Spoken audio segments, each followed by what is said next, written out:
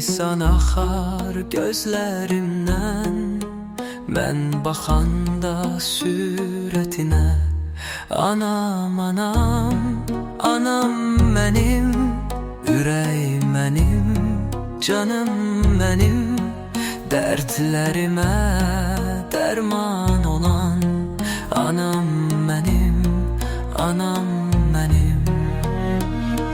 Çox cəfalara dözən anam, balalarına qurban olan anam. Qabar əlli şirin dilli, şir ürəkli olan anam. Anam, anam, anam mənim, ürək mənim, canım mənim, dərdlərimə dərman olan. Anam mənim, anam mənim.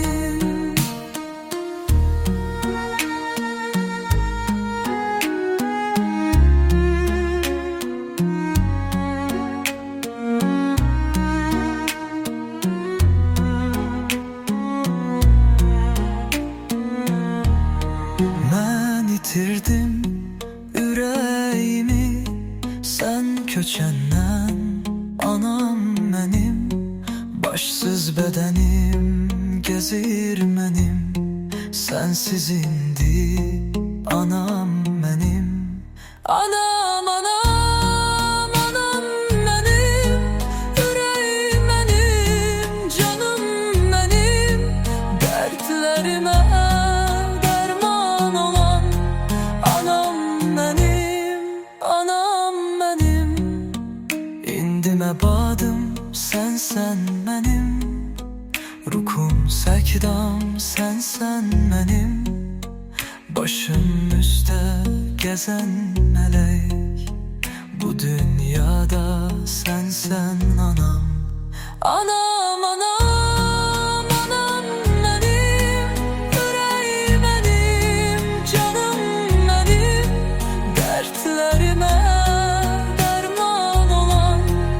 Anam mənim, anam mənim. Mən ağlaram, çox ağlaram, mən anasız çox ağlaram.